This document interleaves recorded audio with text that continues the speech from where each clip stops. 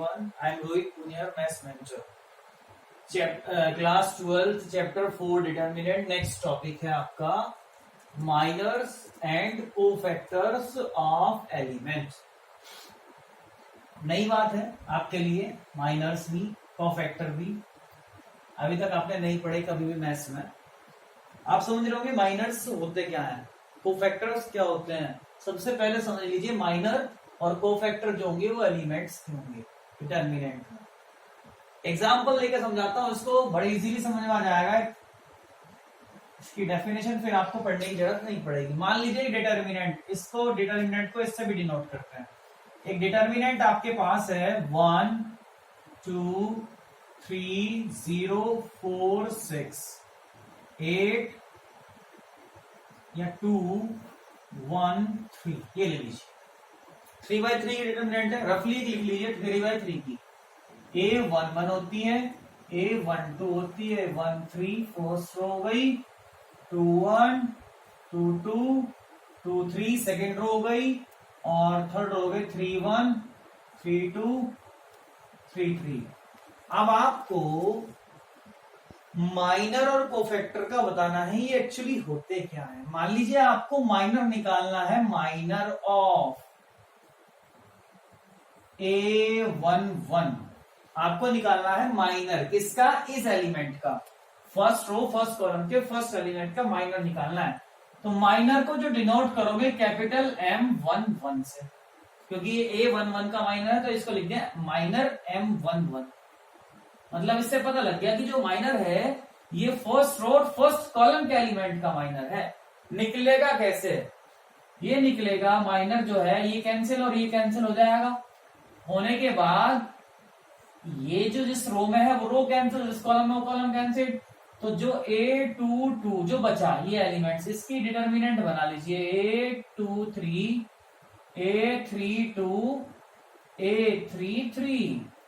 अब इसको इसमें मल्टीप्लाई, इसको इसमें, वही प्रोसेस जो आपने पहले पढ़ा. देखो यहाँ पे अगर हमें माइनर निकालना है फर्स्ट वाले का तो ये क्या हो जाएगा M11, क्योंकि फर्स्ट एलिमेंट है फर्स्ट रो का तो 1 1 आएगा, 1 1 से डिनोट करेंगे.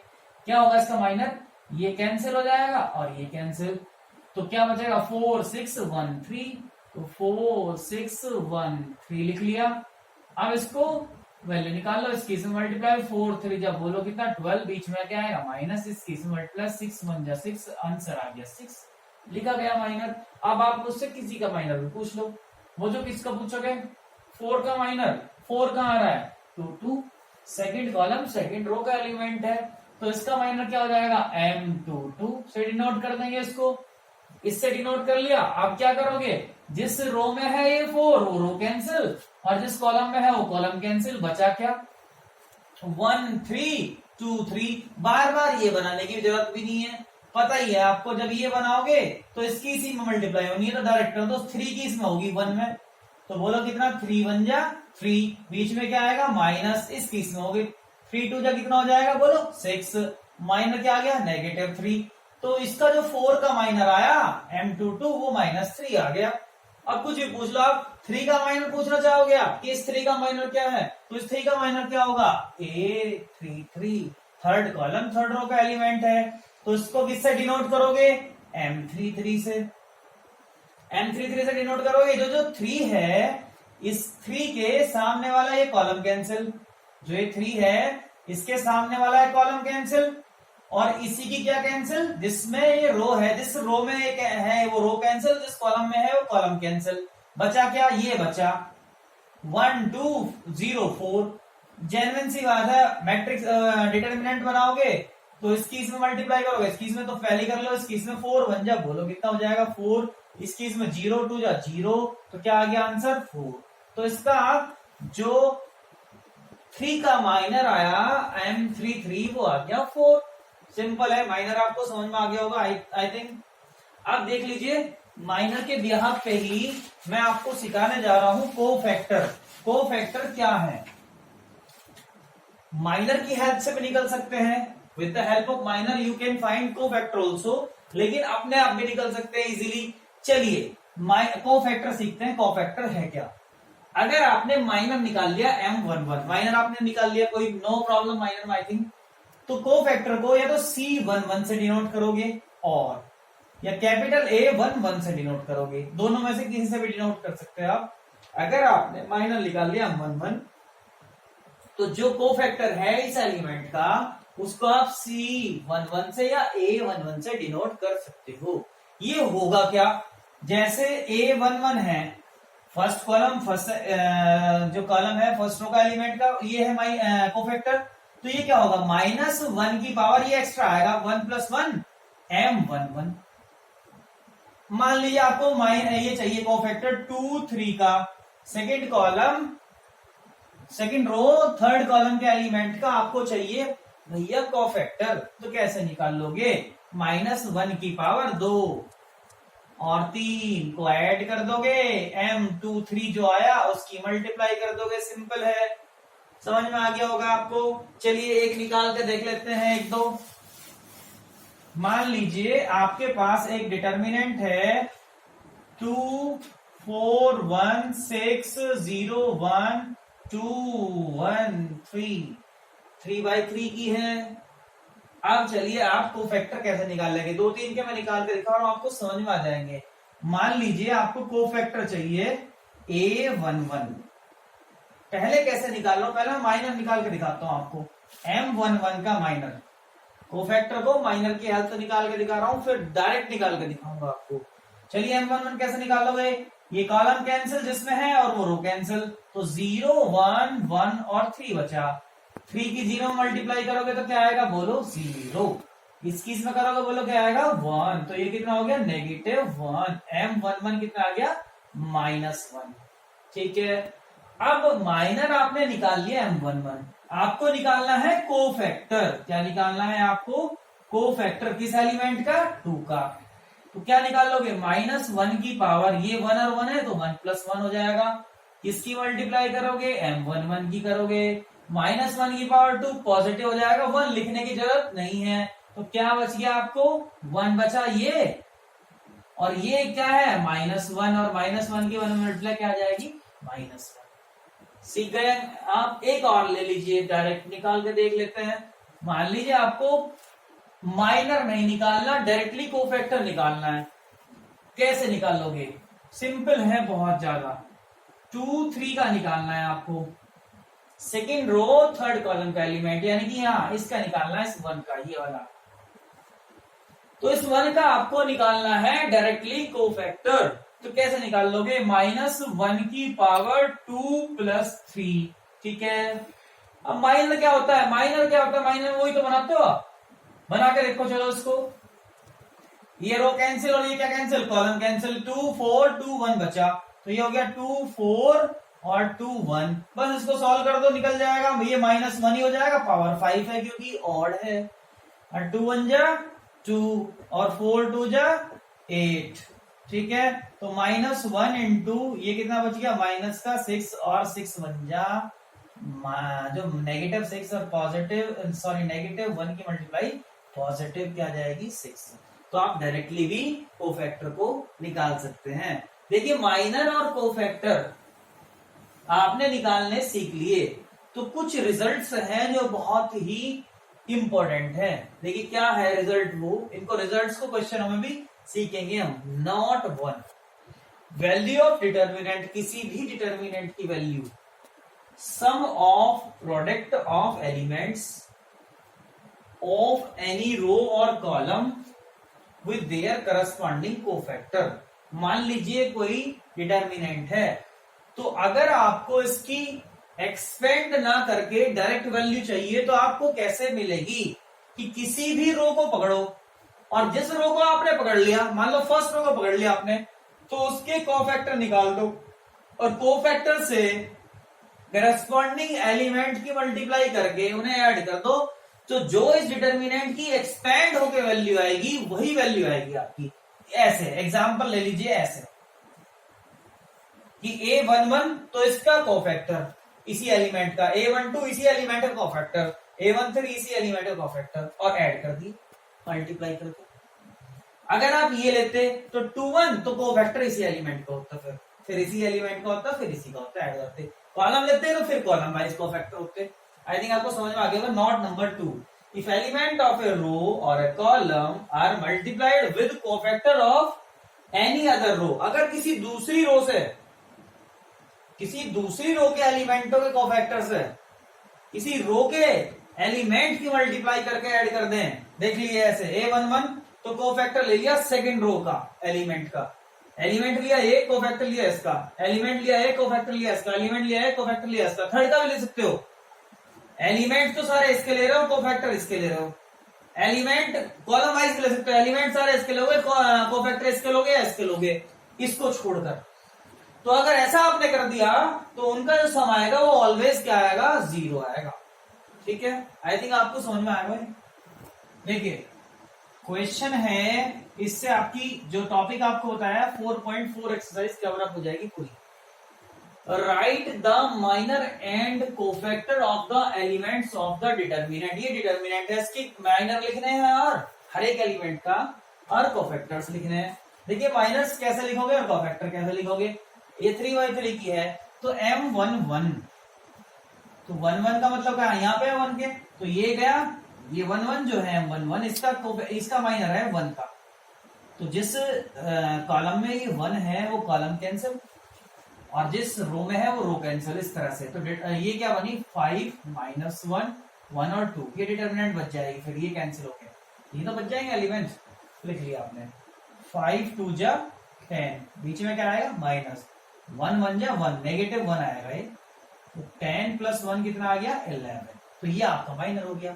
किसी का भी लिख सकते हो आप, 0 का लिखना है मान लीजिए आपको, तो M12, तो 1 2 का मतलब क्या है, फर्स्ट तो रो कैंसिल और सेकंड कॉलम कैंसिल, इसके हिसाब से कर लिया करो। तो first row cancel, second column cancel, तो ये कैंसिल हो गया, ये कैंसिल हो गया, बचा क्या 3 - 1 0 और 2, फिर वही मल्टीप्लाई होनी है इस तरह से। तो पहले कर दो 3 2 जा बोलो 6, बीच में क्या आएगा -0 की इसमें करोगे तो 0, तो आंसर क्या आ गया 6।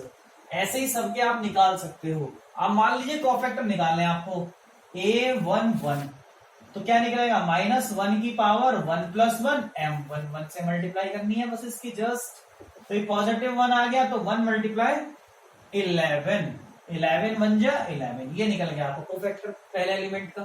आपका 0 का कोफैक्टर चाहिए तो 0 का कोफैक्टर क्या होगा 1 2 हो जाएगा, क्योंकि फर्स्ट रो और सेकेंड कॉलम में है 0, तो क्या हो जाएगा -1 की पावर 1 + 2 ये वाला इनटू M12, माइनर की मल्टीप्लाई हो जाएगी। इसका माइनर क्या आया 6 आया, ये -1 है और ये 6, तो -6 का फैक्टर आ गया। इसी तरह से आप सबके लिख सकते हैं। Cofactor of elements of third column evaluate, third column के कोफैक्टर का यूज करो और एलिमेंट्स का यूज करो और इसकी वैल्यू फाइंड करो। अगर इसे एक्सपेंड करेंगे वैल्यू मिल जाएगी, लेकिन जो हमने आपको नॉट फर्स्ट बताया था उसके अकॉर्डिंग ये करना है। अब एलिमेंट्स क्या है, elements of third column, elements लिखेंगे हम थर्ड कॉलम के, A13 YZ, A23 ZX, ये है थर्ड कॉलम आपका, एंड A24 XY। अब इसके कोफैक्टर निकालिए, इट मीन्स आपको निकालना है A13, तो A13 क्या हो जाएगा -1 की पावर 1 + 3, 1 + 3, और जो ये एलिमेंट है इसका अगर कोफैक्टर चाहिए आपको तो इसका कॉलम कैंसिल और इसकी क्या कैंसिल, रो कैंसिल, तो ये Z हो जाएगा यहाँ, Z बन जा Z, तो ये कॉलम ये रो कैंसिल हो गए, चारों एलिमेंट बचे, तो Z बन जा Z -Y, तो A13 आ जाएगा -1 की पावर 1 + 4 हो जाएगा, तो ये जाएगा Z -Y। अब आपको निकालना है A23 इसका कोफैक्टर, तो ये वाला रो कैंसिल और ये क्या column cancel, second row third column cancel, बचेगा क्या 1x 1z, तो इसकी -1 की पावर 2 + 3 भी आएगा, और Z बन जा Z और माइनस का x बन जा x आएगा, इसलिए आ गया माइनस का जेड माइनस एक्स, क्योंकि ये बाहर नेगेटिव 1 हो जाएगा। लास्ट में आपको निकालना है A33, ये 33 है, सॉरी A33 मीन्स ये वाला।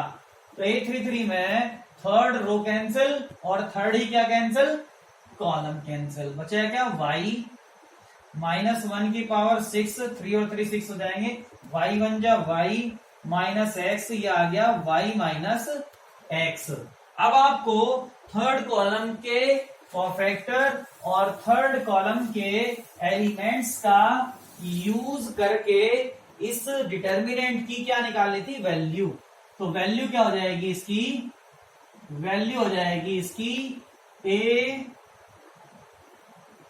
एलिमेंट्स की करस्पॉन्डिंग कोफैक्टर मल्टीप्लाई बताई थी आपको, किसी भी रो या किसी भी कॉलम के, तो वैल्यू निकल जाती है।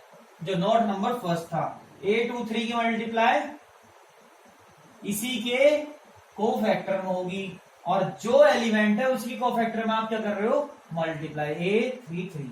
अब देखिए ये क्या है, फर्स्ट में YZ, और ये क्या हो गया यहाँ Z minus Y, plus second है ZX, और ये क्या हो गया यहाँ नेगेटिव, ये अंदर चला जाएगा तो x माइनस जेड हो जाएगा, x पॉजिटिव हो जाएगा और z क्या हो जाएगा नेगेटिव, प्लस 3x y, और ये क्या है यहाँ y माइनस एक्स।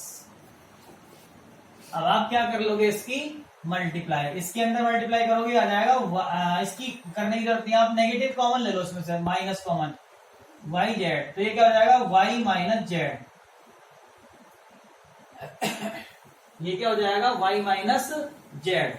अब आप इसमें अंदर मल्टीप्लाई करें इन दोनों की, इसकी और इसकी, इसकी इसमें करोगे जेड एक्स स्क्वायर, इसकी इसमें करोगे क्या हो जाएगा जेड स्क्वायर एक्स, इसकी इसमें करोगे हो जाएगा एक्स वाई स्क्वायर, और इसकी इसमें करोगे हो जाएगा एक्स स्क्वायर वाई। तो अब आप देखिए आपको बनाने पड़ेंगे यहाँ पेयर, इसको छेड़ने की, इसको कुछ भी करने की जरूरत नहीं है, एज इट इज लिख दीजिए, वहां आपको चाहिएंगे पेयर। पेयर पेयर कैसे बनेंगे आपके, जो एक्स स्क्वायर वाली टर्म है जेड एक्स स्क्वायर, और यहाँ एक्स स्क्वायर वाली टर्म है, इनके पेयर बनाओगे आप एक साथ, तो ये एक्स स्क्वायर आ जाएगा, यहाँ आ जाएगा जेड माइनस वाई, इन दोनों में से क्या कॉमन ले लिया, एक्स स्क्वायर, क्या आ गया जेड माइनस वाई, यहां से क्या कॉमन ले लो, एक्स कॉमन ले लो, पॉजिटिव एक्स कॉमन ले लो, तो यह आ जाएगा वाई स्क्वायर प्लस का और जेड स्क्वायर माइनस का। देखिए यहां से यहां तक आपको इस अंदर वाले ब्रैकेट में वाई माइनस जेड, कहीं ना कहीं जेड और वाई नजर आ रहे हैं यहाँ पे भी, तो क्यों ना इसमें से अगर आप नेगेटिव कॉमन लोगे यहाँ नेगेटिव, तो अंदर वाली ये क्या बदल जाएंगे साइन, वाई माइनस क्या हो जाएगा जेड, क्योंकि वाई माइनस जेड है, और यहां भी Y square minus Z square का आप लिख सकते हो क्या, वाई प्लस जेड और Y minus Z, A square minus B square से, यहां से यहां से यहां से क्या कॉमन आ जाएगा, वाई माइनस जेड कॉमन आ जाएगा, यहां क्या बचा ब्रैकेट माइनस के वाई जेड, यहां क्या बचा माइनस के एक्स स्क्वायर, यहां क्या बचा प्लस के एक्स, और ब्रैकेट में क्या बचा वाई प्लस जेड, इसके अंदर कर दो मल्टीप्लाई, इसके अंदर कर दो क्या मल्टीप्लाई, वाई जेड माइनस के एक्स स्क्वायर प्लस के एक्स वाई और प्लस के एक्स जेड। अब आप देख लीजिए पेयर बन जाएगा इसका इसके साथ, और इन दोनों का एक्स जेड वाले का वाई जेड वाले के साथ, कैसे कैसे बनेंगे, वाई माइनस जेड, देखते रहिए, इसमें से और इसमें से कॉमन आ जाएगा, क्या कॉमन ले सकते हो, इसमें से देख लो, इन दोनों में से एक्स जेड में से और एक्स वाई में से जेड कॉमन ले लिया आपने, तो क्या बचा एक्स माइनस वाई, ये एक्स तो पॉजिटिव बच जाएगा और ये वाई क्या बच जाएगा नेगेटिव, इसमें से और इसमें से माइनस का, अगर आप एक्स कॉमन लो, माइनस का एक्स स्क्वायर में से एक्स वाई में से, देखो यहाँ माइनस का एक्स स्क्वायर प्लस का एक्स वाई, अगर माइनस का एक्स कॉमन लोगे तो इसका साइन पॉजिटिव हो जाएगा, एक्स बचेगा यहाँ, और ये क्या बदल जाएगा नेगेटिव, एक्स माइनस वाई बन जाएगा, तो ये बन गया एक्स माइनस वाई, तो यहां से और यहां से x minus Y common, x minus Y common, तो यहां क्या बच गया z माइनस एक्स। बस इसे सीक्वेंस लगा लो, x माइनस वाई पहले नंबर पे, y माइनस जेड दूसरे पे और z माइनस एक्स तीसरे पे। This is your answer. I hope आपको समझ में आया होगा।